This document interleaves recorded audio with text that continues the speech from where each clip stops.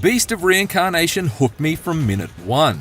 Its story opens smack bang in the middle of a war zone and wastes little time in introducing the core combat concepts. Faced with hordes of blighted beasts that are the result of fauna fusing with flora, imagine Pokemon's Bulbasaur in his absolute angriest evolution, Emma can pull off fast sword-slashing combo attacks, as well as parries to open up her gnarly enemies to satisfyingly grisly finishing moves. Additionally, Emma's opening loadout comes with a crossbow strapped to her wrist, allowing her to take out flying foes at range with rapid-fire bursts that feel supremely responsive. So far, so fairly standard.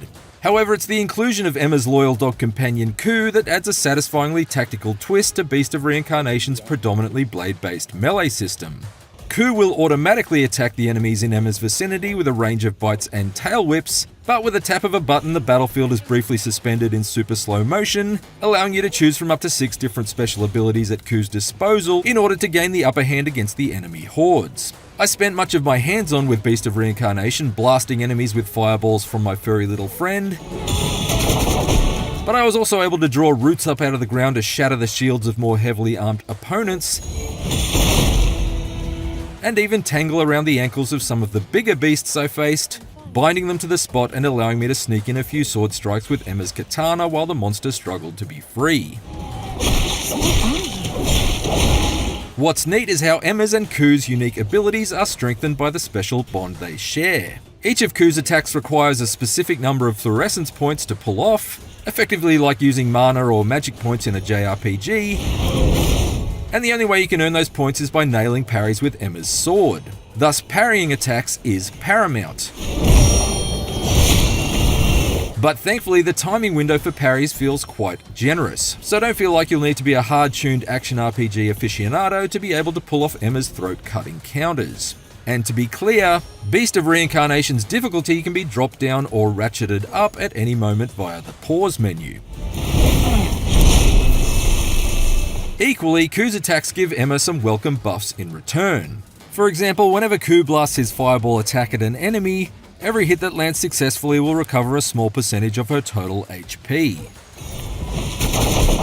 If you manage to nail the on-screen QuickTime events that trigger as each of Koo's attacks are deployed, that will replenish an even more substantial chunk of Emma's health bar. This was admittedly fairly easy to do during the opening stretch of the game, but I was told that the QuickTime events will become more elaborate as Koo's attacks grow more powerful. You see that abandoned village ahead. I suggest you search for clues there first. Once I'd battled through the action-packed but ultimately linear opening stretch, Emma and Koo were unleashed into Beast of Reincarnation's post-apocalyptic slice of Japan. To be clear, there isn't an open world to explore here. However, Beast of Reincarnation's story is set across multiple quarantine zones, each a sprawling sandbox packed with secrets to find, a variety of enemies to encounter both monstrous and mechanical, and a single major boss beast to track down and eliminate. Given that my time with the story was short, I decided to focus on completing the main objectives. But I certainly felt the pull to explore the ruins of the Oguchi buffer zone's landscape, with the numerous collapsed structures and rusted out mechs that littered the horizon just begging to be more closely examined.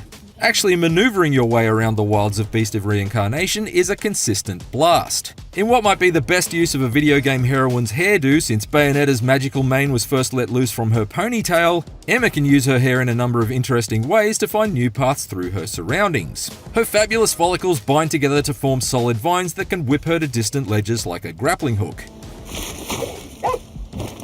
But they can also form temporary stilts beneath her feet whenever you hold down the jump button, giving her a boost up to out-of-reach places like a pair of Hair Jordans. However, my favourite use of Emma's tricked out tresses is her ability to form log-like platforms in front of her by holding down the right trigger.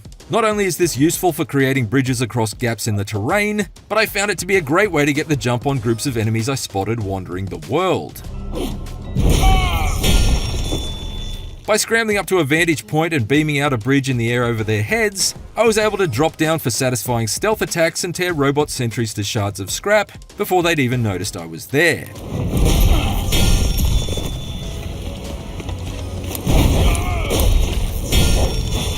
Meanwhile, Koo isn't just a battle-ready buddy, he's equally as useful outside of combat. Not only does he alert Emma to any enemies nearby, Is someone there, Koo? but he also sniffs out item crates that contain everything from crafting ingredients to armor sets and weapons. Do you have something, Koo?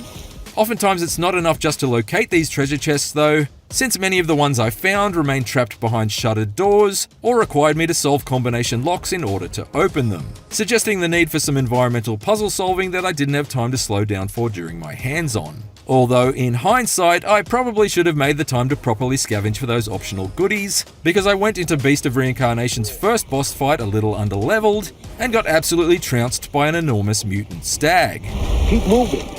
It might seem a lumbering giant, but it's something extraordinary.